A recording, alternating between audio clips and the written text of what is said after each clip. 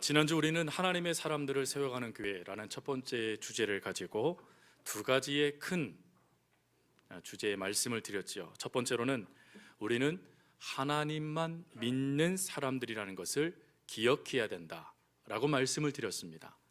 그리고 두 번째가 우리는 하나님을 대답을 안 하세요. 사랑하는 사람들이라는 것을 마음에 새겨야 된다라고 말씀을 드렸습니다. 그러면서 하나님을 사랑하는 사람들, 그 사람들이 마음에 하나님의 사랑을 새길 때 두 가지를 반드시 새겨야 됨을 말씀을 드렸죠. 그 첫 번째가 무엇이었죠? 첫 번째가 버려라 라고 말씀을 드렸습니다.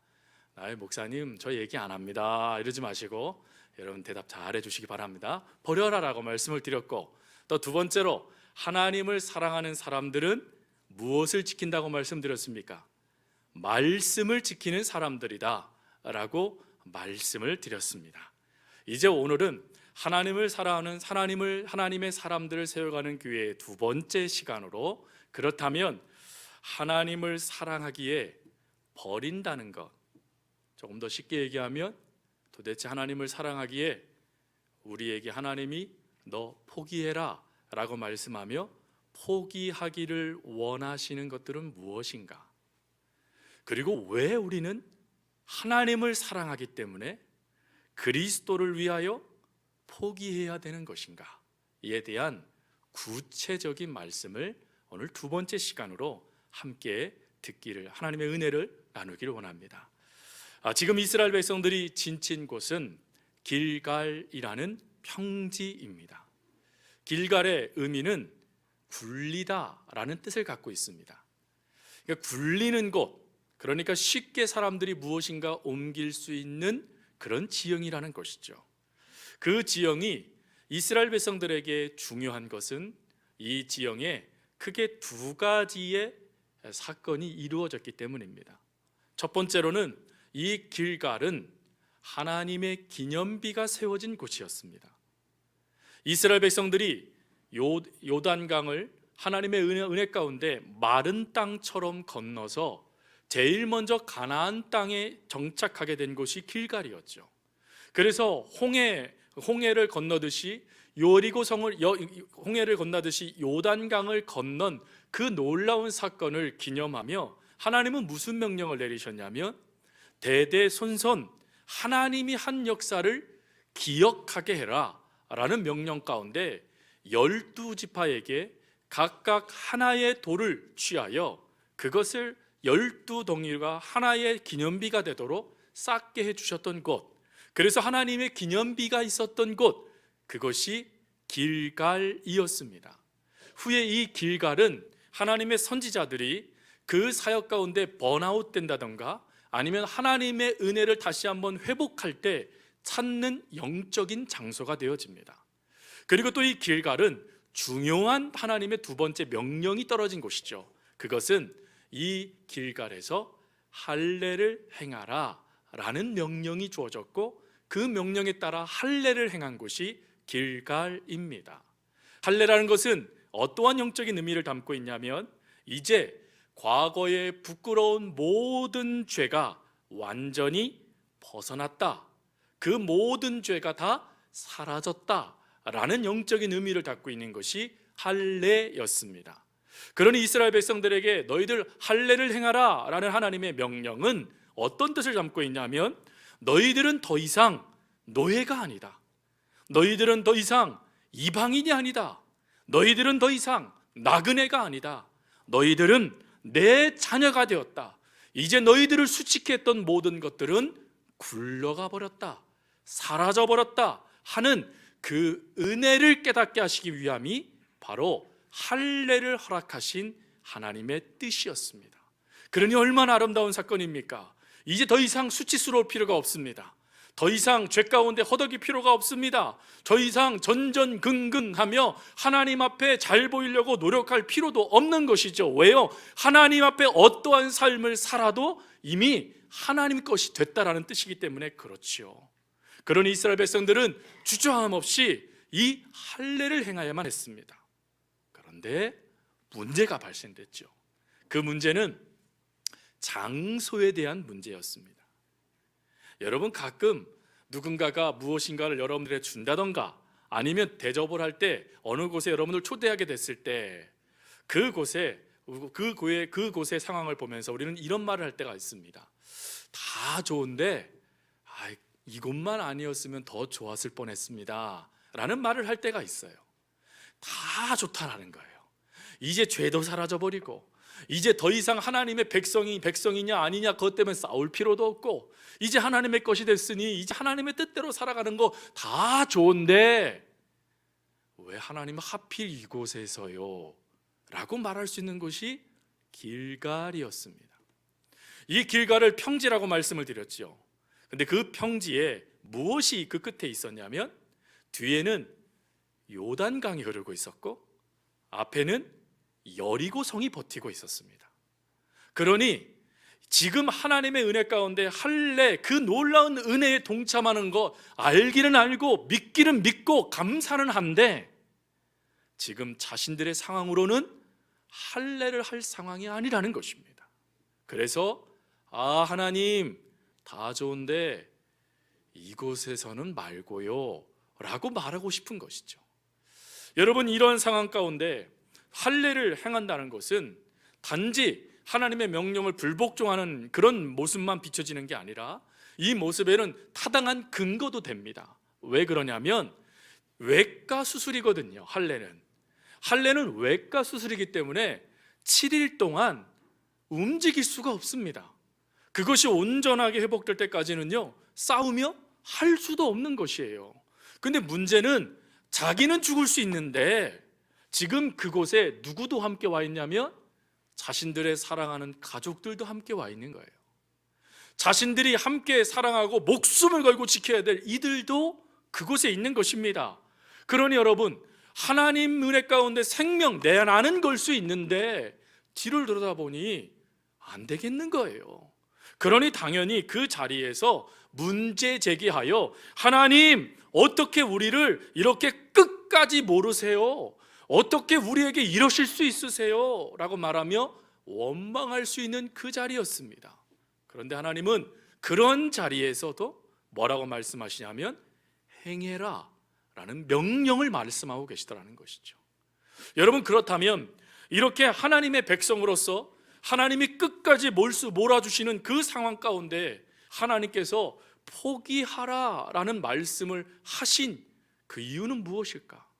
그리고 도대체 끝까지 몰아가면서 하나님께서 이스라엘 백성들에게 포기하기를 원하시는 것은 무엇일까? 전제는 이미 정해져 있습니다.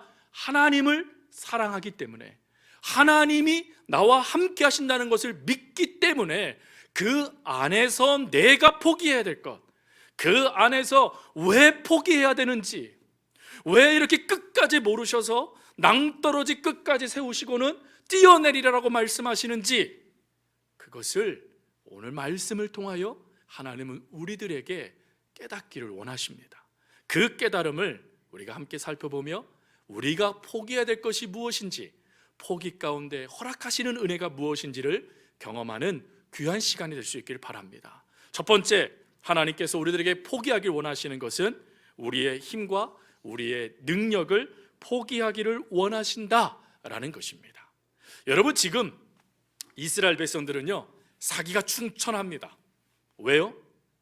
불가능할 것 같은 요단강을 건넜잖아요. 지금 저 요단강이 범람하였으니 이제 우리는 안심해 라고 말하는 여리고 성 사람들 앞으로 이들이 당당하게 한 명의 사람도 떠내려가지 않고 지금 길갈이라는 곳으로 진을 쳤잖아요. 그러니 여러분, 사기가 충천하니 이들은 뭐 해야 됩니까? 할례를 행할 때가 아니죠. 이들은 즉시 뭐 해야 되죠? 우리 가보자, 우리 할 수 있어, 우리 이렇게 마른 땅으로 건너왔는데 이것도 했는데 저것 정도 못하겠어?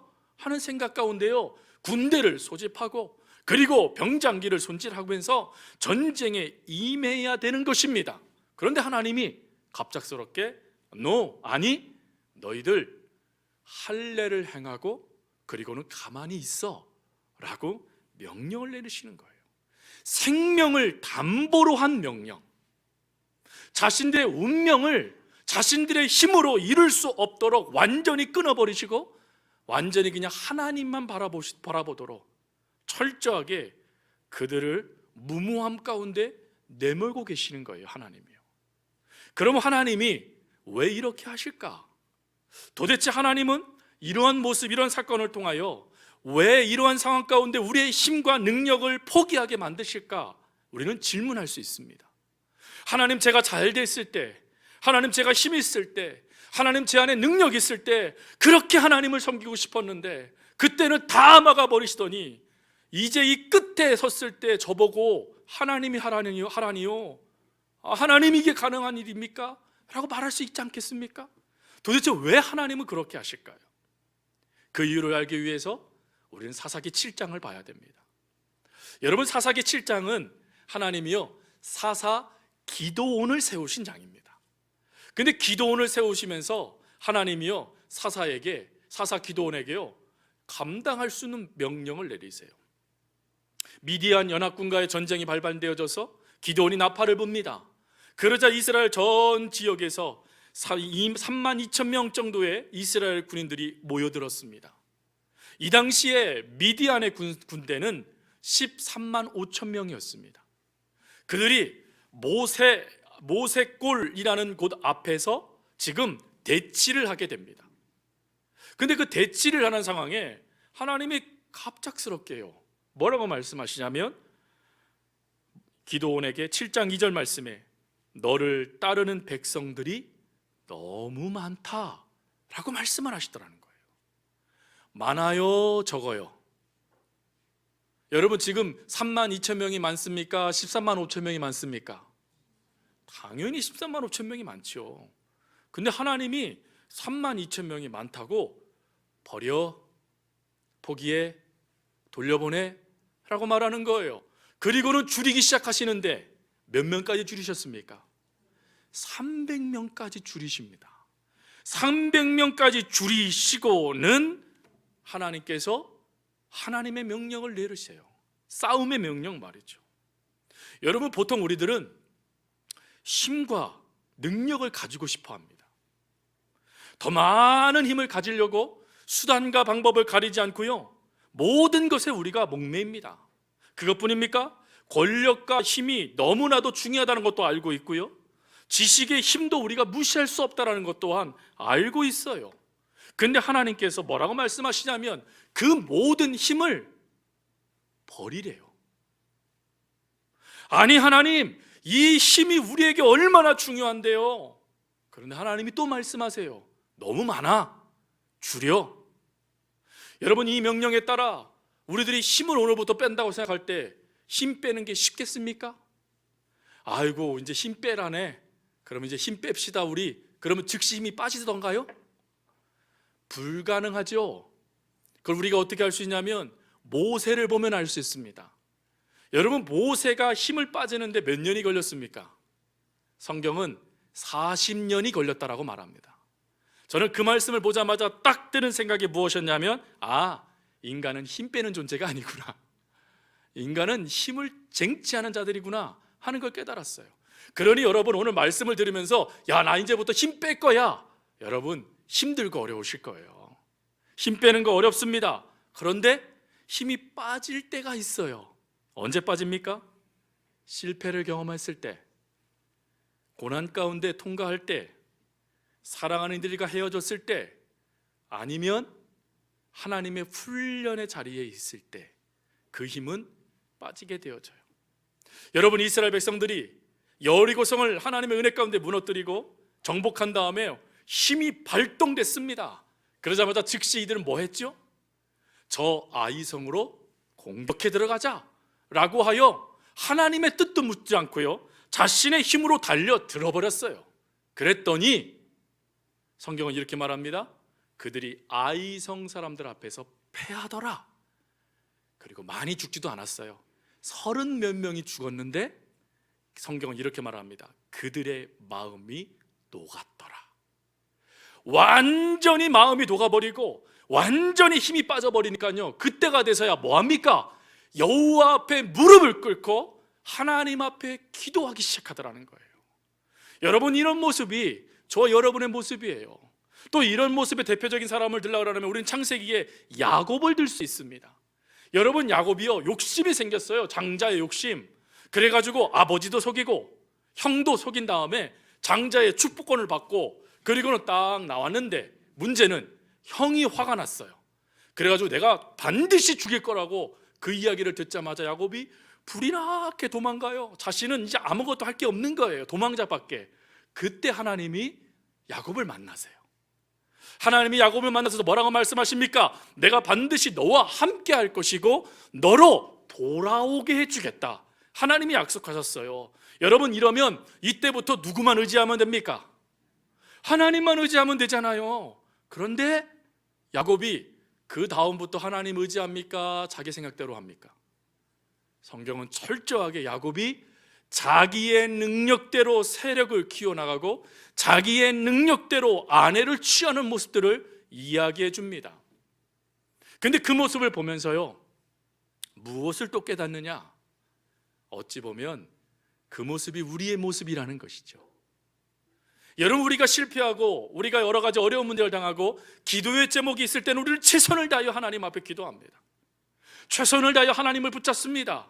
그리고는 하나님의 은혜가 주어져 그 모든 것들이 환란이 넘어가게 되어지면 우리는 그때 야, 그래, 하나님이 우리를 붙잡아 주셨으니 우리 이제 하나님의 뜻대로 살아야 돼 라고 하며 매 순간 하나님 중심으로 살아가십니까?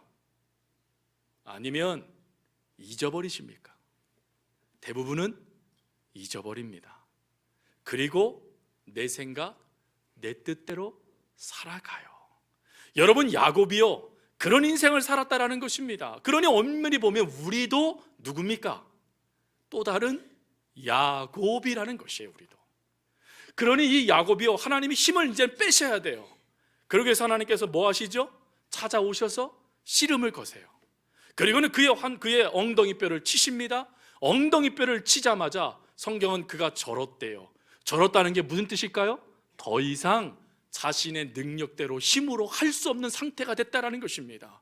그런데 놀라운 것은 분이엘, 하나님이 함께 하시는 사람이 돼요. 야곱에서 이스라엘, 하나님이 함께하는 사라는 축복의 사람으로 바뀌게 됐다라는 것입니다. 그러니 여러분, 우리가 힘을 뺀다라는 것은 무엇을 말하는 거예요? 놀라우신 이런 하나님을 우리가 경험하여 하나님과 함께하는 삶이 시작됐다라는 것을 의미하는 것입니다. 그러니 올 한 해 여러분, 힘을 잘 빼시기 바랍니다. 그리고 여러분, 힘 잘못 빼면 어떻게 되는 줄 아실까요? 어떻게 되는 줄 아세요?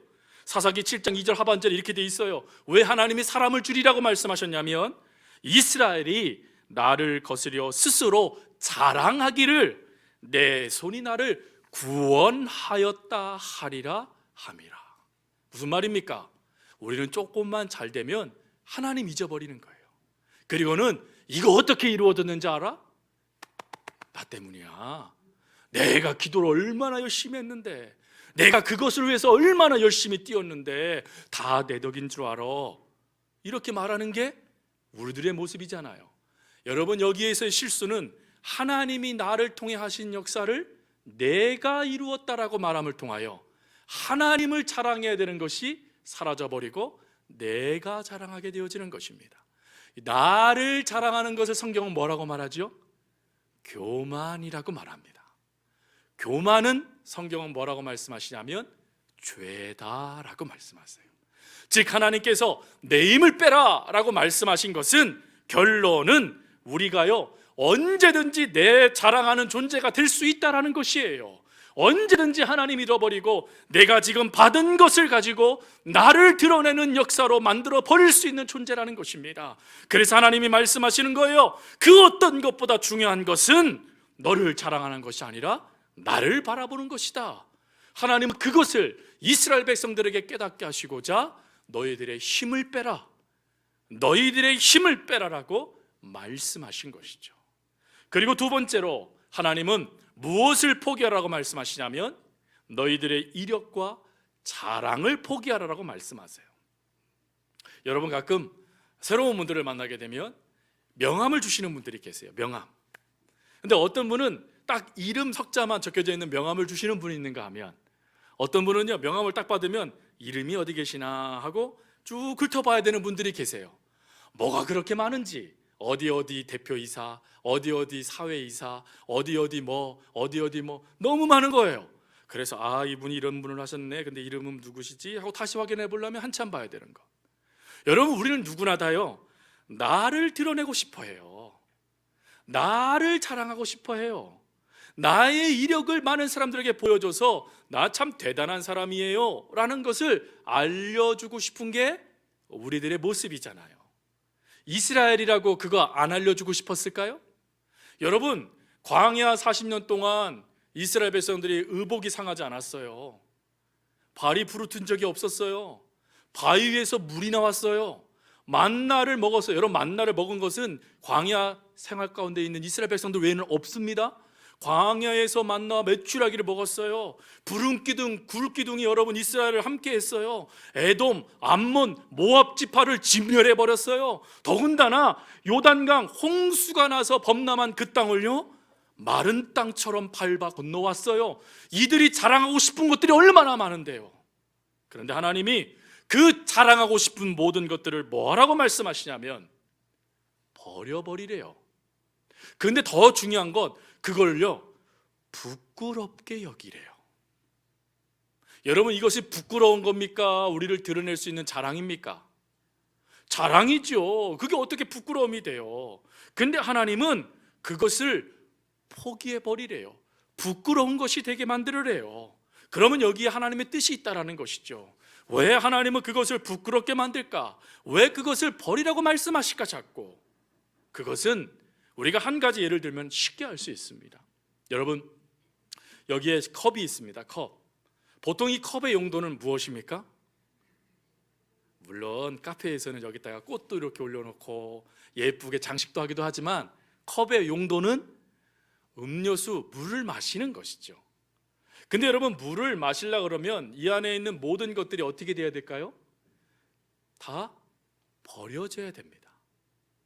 나는 물이 너무 귀해요, 목사님. 그래서 지난달에 받은 물을 여기다 잘 담아놓고 있어요. 그럼 여러분, 이 물 마실 수 있습니까? 없습니까? 없어요. 썩은 거예요. 즉, 하나님께서 여기서 비유라고 말씀하시는 것은 우리를요, 버리시기 위해서 비유라고 말씀하시는 게 아니에요. 과거에 우리들의 자랑과 이력을 우리가 다 사라져버려서 그러면 하나님 나는 뭐예요? 나는 아무것도 없잖아요 라고 말하면 우리를 비천한 존재로 바꾸시려고 하시는 게 아니에요.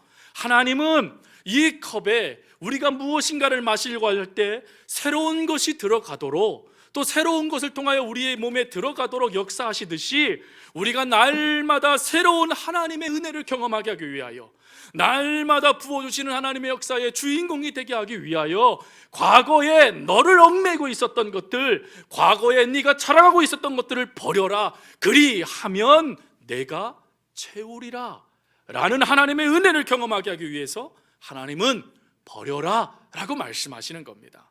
그래서 여러분, 제가 좋아하는 표어 중에 그런 표어가 있어요. 과거는 예수님께 묻어버리고, 미래는 하나님께 맡겨버리고, 현재는 예수님과 함께 살아가자. 여러분, 여기서 중요한 게 뭡니까? 과거는 묻어놓으라는 거예요. 나 옛날에 총알을 맨손으로 잡았어. 묻어놓으라는 거예요. 그런 거 다 묻어놓고, 하나님, 오늘 저에게 허락하신 은혜가 뭐예요? 하나님이 가나안 땅에 하나님께서 새롭게 저에게 부어주실 은혜는 무엇이에요? 그것을 바라보며 기존에 부어졌던 모든 것들은 내려놓고 새롭게 부어주실 하나님의 은혜를 사모하며 포기해라. 우리 하나님 말씀하신 거예요. 여러분, 이 말씀에 따라 사도 바울은 어땠습니까? 자기의 모든 것들을 나는 해로 여깁니다. 하나님, 나 이 모든 걸요 배설물로 여길 겁니다 라고 말을 했어요. 왜 그렇습니까? 그것이 하나님을 사랑하는 것과는 아무런 상관이 없다라는 것을 깨달은 거예요. 그리고 하나님께서 나에게 역사하시는 그 모든 것들을 내가 받기 위하여 나를 붙잡고 있는 것들을 포기되지 아니하면 내가 하나님을 온전히 바라볼 수 없다라는 것을 사도 바울이 깨달은 것입니다. 사랑하는 성도 여러분, 지금 하나님과 상관없는 여러분들의 이력들은 무엇입니까? 지금까지 여러분들이 그래도 조그만 글귀라도 적어 놓을 수 있었던 하나님을 위해 이루어 놓으셨던 일들은 무엇입니까? 그 모든 것들을 이루시기 위해서 잘하셨습니다. 수고하셨어요. 정말 귀하세요. 근데 이제 그것은요, 과거로 묻혀놓으라는 것입니다. 우리는 과거에 얽매이는 자들이 아니라 새롭게 부어주시는 하나님의 은혜를 바라보는 하나님의 사람들이라는 것입니다. 그러니 이것을 바라보며 하나님의 자녀로서 새롭게 부어주실 은혜를 바라보며 철저하게 버려버릴 수 있는 은혜가 저와 여러분 가운데 있기를 바랍니다.